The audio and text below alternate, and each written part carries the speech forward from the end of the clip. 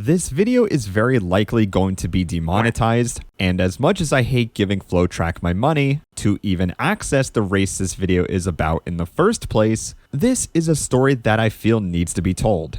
But first, allow me to set the stage.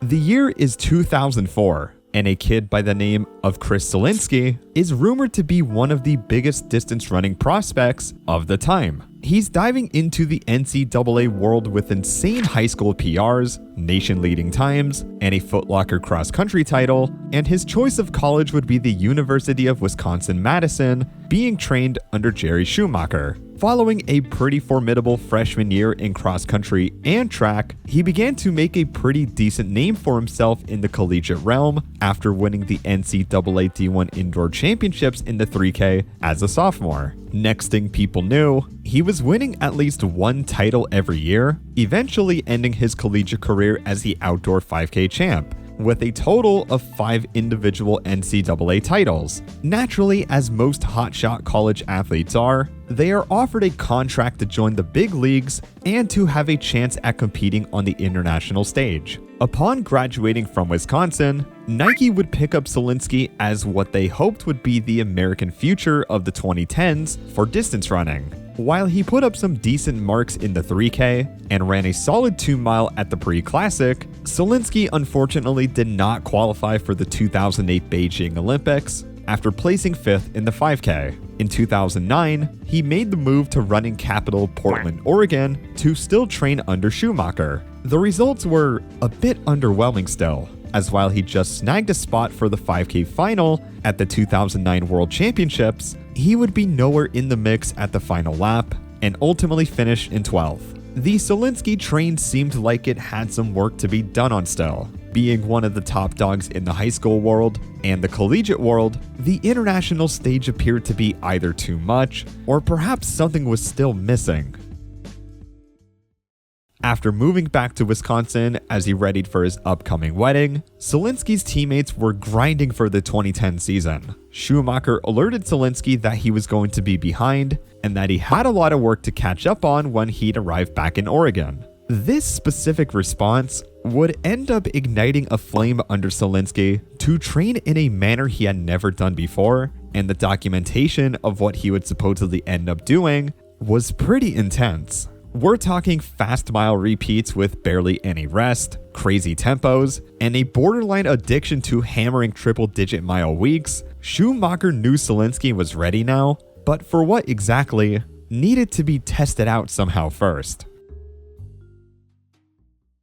In 2010, another NCAA prodigy, Galen Rupp, had followed a similar trajectory to Solinsky, except if anything, looked to be a more promising distance contender. Just a couple months after taking the 5K and 10K outdoor NCAA titles, he would finish 8th in the 10K at the 2009 World Championships. Being signed to the same team as Solinsky, except coached under Salazar instead of Schumacher, tremendous potential was seen after a solid indoor season, and Salazar would have Rupp attempt to beat the 10K American record of 27:13.98 in Eugene, set by Meb Keflezighi. A camera crew would supposedly be present, rabbits also ready to pace Rupp to a T, and posters all over the place with Rupp's name. This was an event for Rupp and only Rupp. What's the point of mentioning this though, if Solinsky was going to be competing at a different meet, which was the Peyton Jordan Invitational in Palo Alto? Well, Salazar couldn't seem to decide what he wanted to do with Rupp. Initially, they were supposed to compete in Eugene, but the weather looked a bit rough for a record attempt and would only attend if a separate race could be scheduled for Saturday. Peyton Jordan was a second option, which did have far better weather, but pollen levels were a big risk to Rupp. Eventually, after Salazar allegedly consulted a Stanford researcher, Rupp's American record attempt would occur in Palo Alto. Solinsky had noted on Twitter that this race would be a simple tempo for him, and he would likely just follow the rabbits until he no longer felt the need to. As the day finally came, the night arrived, and the lights turned on, it was time to see how this record attempt ended up turning into something even more special. Okay, your head. focused on that time. Here we go. Michael Aish, Melbourne Track Club. PR of 27:46. The conditions were as close as you can get to perfect, as 50 degrees and a slight breeze set the stage for a race to remember. Two pacers are set to pace Rupp, with one dropping out at 4K and the other taking him all the way through 7K. Ideal laps would be in the low 65s, which would put him just under the record. The first lap, understandably, was a second too quick, but the Pacers reel it back a bit too much to run a 68 and are now a bit behind. A 66 would quickly follow, but they're still behind the prescribed pace already by around 4 seconds. By the mile mark, they do find that rhythm and are rolling 65s like it's their day job. The first few laps would still have them behind the overall race pace though, so eventually, some 64s were going to need to make their way into the mix soon. Thankfully, this would occur a few laps later, and through 4K, they are pretty much right back on pace. A sub 64 would even make its way the next lap, and another one would make way too. With this, the 5K rolls in at 13:34, so breathing room was finally made as they are well under record pace now. 5 men remain at this point outside of the pacer, which at this point was Rupp, Daniel Salel, Sam Chalanga, who is a college athlete, Solinsky, and Simon Byru. The second pacer was supposed to lead through 7K, but he starts to fall off behind just 200 meters beforehand and drops out not too long after. Rupp is now leading the 10K train, so it's strictly racing from here on out.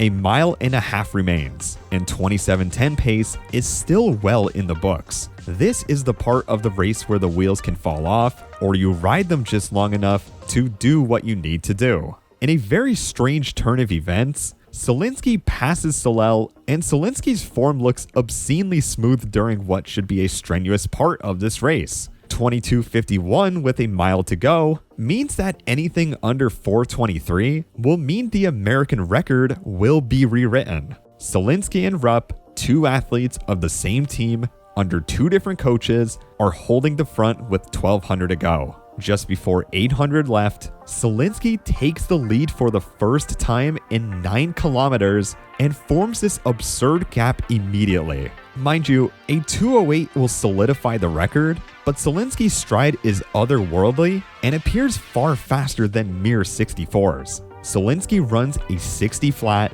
and all of a sudden, the commentators realized that an American record wasn't even the main focus anymore. Rather, the sheer thought and absurdism of Solinsky running his 10K debut under 27 minutes. A concoction of panic and excitement on this fact alone had the commentators frantically waiting for what Solinsky would come through with 200 to go. And at 26:31, this final bend was the moment where Solinsky would make American running history forever.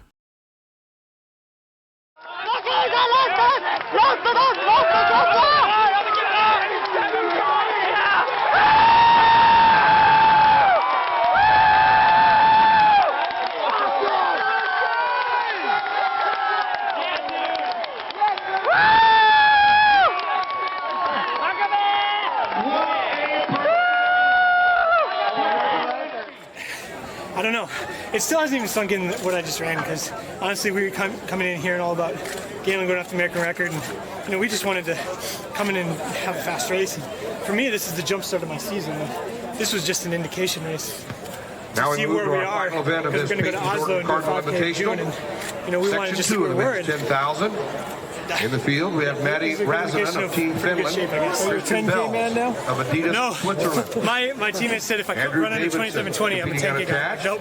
I'm still a 5K guy. I'm just dabbling. Hey, 26:59:60, with what was supposed to be an American record attempt for Rupp turned into one of the biggest Cinderella stories ever seen in distance running. Chris Solinsky decimated the old American record for his 10K debut and just barely eclipsed the most prestigious minute barrier in the event as well. This was a night that simply no one would ever forget. A beacon of American distance running had suddenly shined brighter than it had ever before, and Solinsky would receive emails from fans all around the country as they remained in sheer awe of what just transpired. Another interesting fact was that Solinsky was, in all honesty, and absolute unit for a 10K runner, as at 6'1" and 160 pounds, he was the heaviest man by 20 pounds to break 27 in the 10K, a fact that likely trumps race weight evangelists to this very day.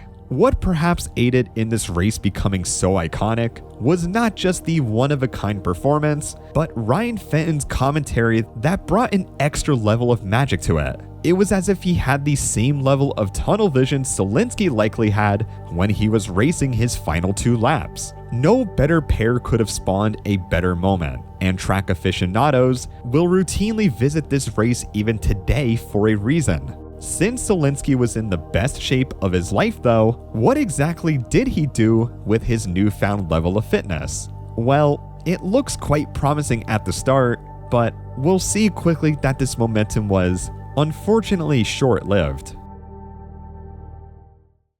After Solinsky's American record, he ran a string of insane 5Ks all back-to-back, placing decently high at Diamond League races, and took up half the spots of American runners who ran under 12:57, all of which happened within a little over 2 months. No World Championships or Olympics would occur this year, so this year served as a warning to his competitors that he would be a legitimate threat in 2011.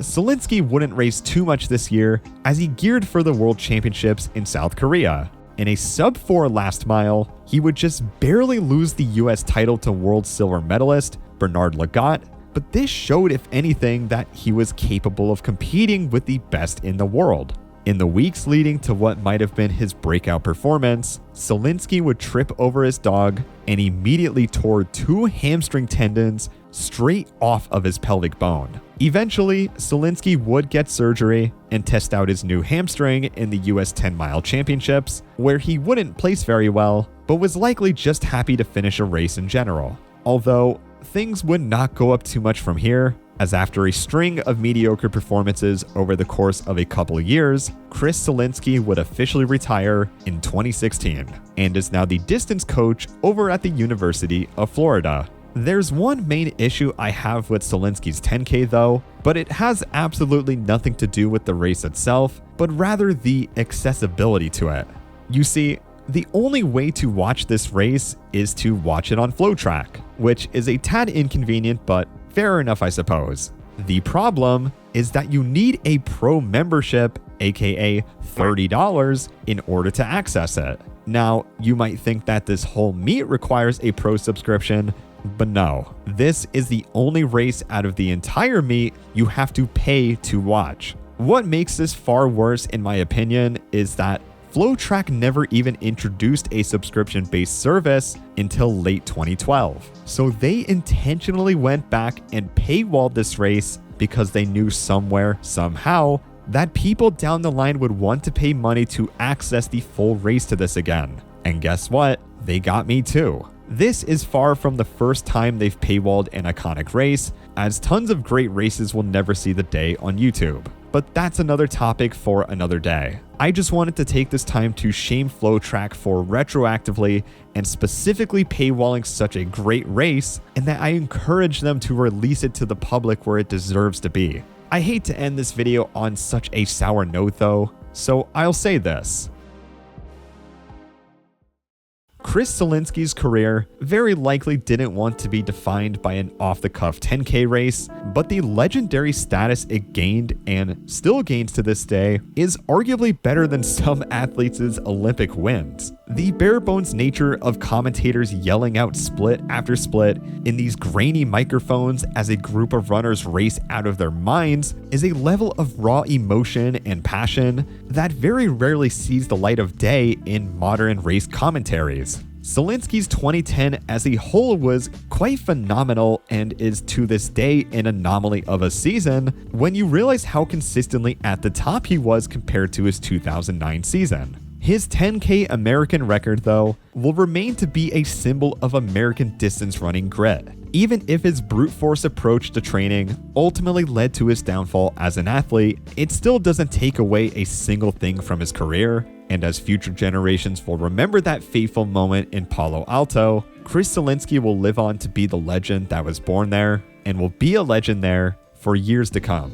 If you want to learn more about this story, Let's Run wrote a great piece on this back a couple years ago, and actually has some interesting backstories to some things I couldn't quite fit into the video. As always, I'll see you on whatever video I upload next, and take care.